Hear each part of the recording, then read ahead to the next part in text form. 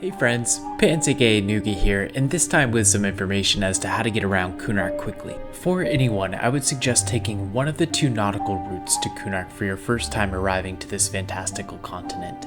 The boat rides through Timor's Deep are an experience that take even the most experienced players back in time about 20 years. You can catch the barge from Oasis to Timor's Deep. The barge will take you to an island where you can hop off and catch a separate boat to the Over There outpost. This is the boat route preferred by most evil aligned players, as the Over There was once a Dark Elven outpost. Good and neutral aligned players may find that they are far from welcome at the Over There outpost.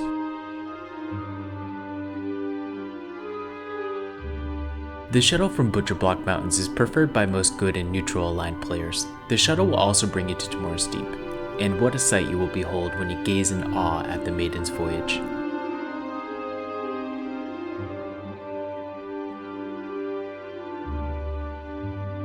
Step carefully off the shuttle and onto the Maiden's Voyage. This boat will take you to the outpost of Furiona Bay. This outpost is unlikely to be welcoming of any evil aligned players.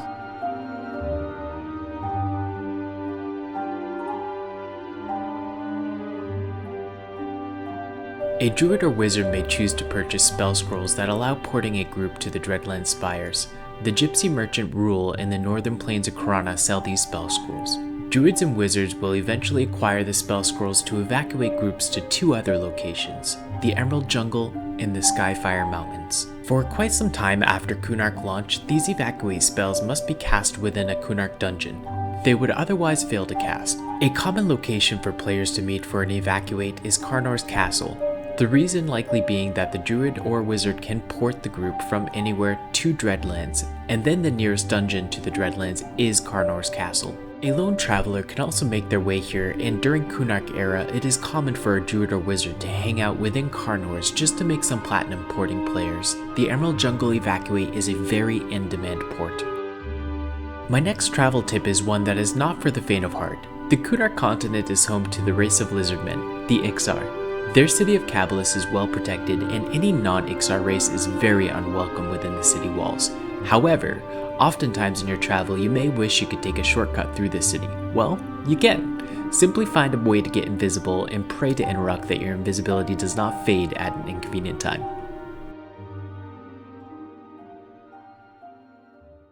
Now, I have to address the elephant in the room. You may have noticed I only briefly mentioned Skyfire. Welcome to the wizard port into Skyfire Mountains. Many wizards will flat out refuse to evacuate to Skyfire Mountains, while many players may feel that a wizard couldn't pay them to be ported to Skyfire. High-level chromatic drakes, worms, and drakes will path right over this platform that you will land on. Upon landing, the chromatic drakes will promptly dispel your Spirit of Wolf and all of your other buffs, while a worm gnaws at your face. The zone line to the Burning Woods is close, but not always close enough. Your port request has suddenly become a corpse recovery. There is a more safe approach to a wizard evacuate to Skyfire Mountains. You all need to be invisible, including the squishy wizard. A wizard can't hold invisibility while casting the evacuate unless someone else is to cast invisibility on the wizard while they are mid-evacuate cast. The druid landing location in Skyfire is much different and is generally considered safe for players of an appropriate level. There are deadly creatures that path near the druid port in, however they tend to not get too close. If you are lower level, your aggro radius will be much larger, however. Be prepared to know which direction to run.